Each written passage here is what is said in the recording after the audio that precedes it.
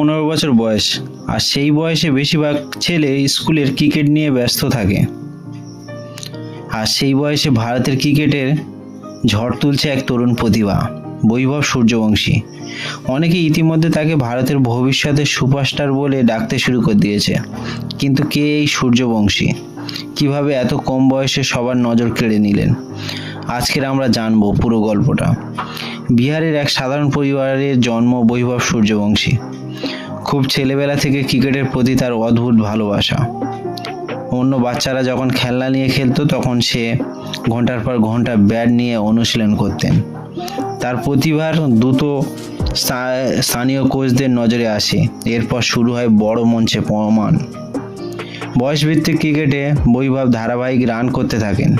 তার batting style, আত্মবিশ্বাস, বড় শট খেলার ক্ষমতা দেখে ক্রিকেট মহলে অনেকে অবাক হয়ে যান, বিশেষ করে শক্তিশালী বোলিংদের বিরুদ্ধে। মাত্র 15 বছর বয়সে এমন পরিপক্ক খুব কম ক্রিকেটারের মধ্যে দেখা যায়। বর্তমানে ভারতীয় ক্রিকেটে নতুন প্রতিভার অভাব নেই, কিন্তু বৈভবকে নিয়ে চলেছে আলোচনা। তার মধ্যে ঝড় তোলার মতন ব্যাটিং, চাপের মধ্যে খেলার ক্ষমতা, ম্যাচ জেতার মানসিকতা এবং দীর্ঘ সময় পিচে টেকে থাকা।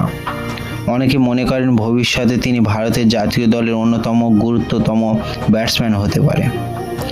সোশ্যাল মিডিয়ায় অনেক ভক্তরা ইতিমধ্যে বৈভবকে নতুন যুগের প্রতীক হিসেবে দেখতে শুরু করেছেন।